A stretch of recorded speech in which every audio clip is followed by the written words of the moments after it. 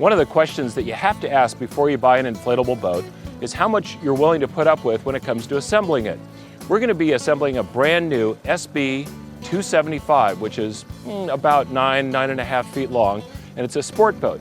And of all the types of boats, this is the most complicated to install. So we're going to give you an accurate idea of what the hassle factor is in putting it together. So let's pop this out of the valise. What I'm doing now is assembling the valves. They come with a dust cap. The dust caps are called dust caps, but actually they hold in air too, so you have to have those or else the valves will leak just slightly. Okay, so now the boat's ready for partial inflation. This pump can pump at low pressure, high volume, or at high pressure, low volume.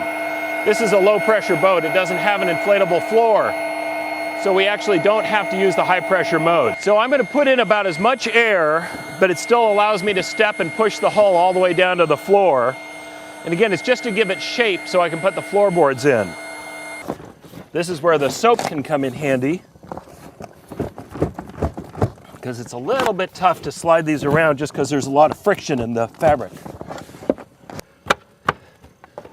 Okay, so now what I have to do is to make a little teepee and force the boards in flat.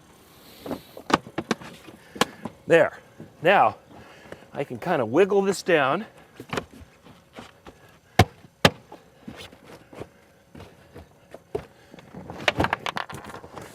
So I'm going to show you a little trick.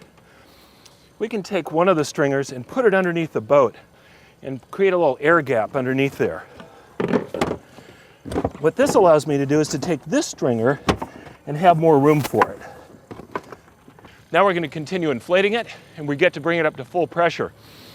Because this is a two-chamber boat, we don't want to inflate one side like 100% and then go to the other side. We want to do one side 80 or 90% and then go to the other side.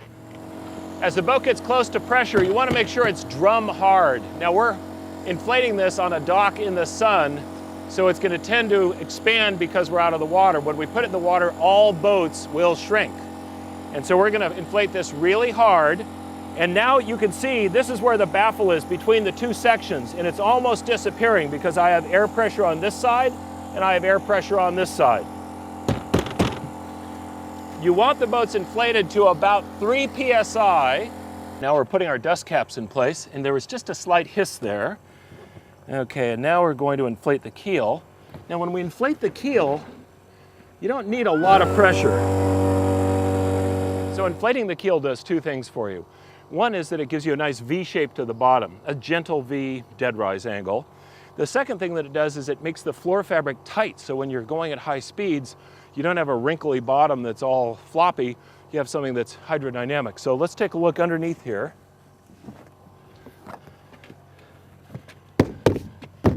You can see that the floor fabric is really stretched tightly. It's hard to deflect. Here's the keel.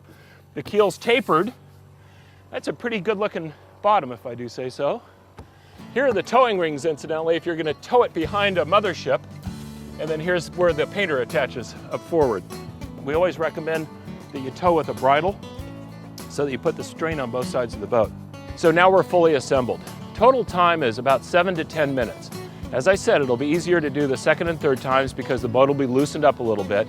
It's easier if you have a little spray soap like 409 or something to make the parts slide more easily, and you'll know how to do it. Assembly is made much faster by using an electric pump like this Scoprega pump.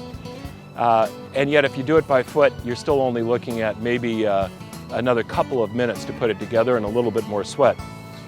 The SB 275 is ideal for high-speed performance with 2 people, 8 horsepower engine, very portable, not as easy to set up, but very good performance on the water.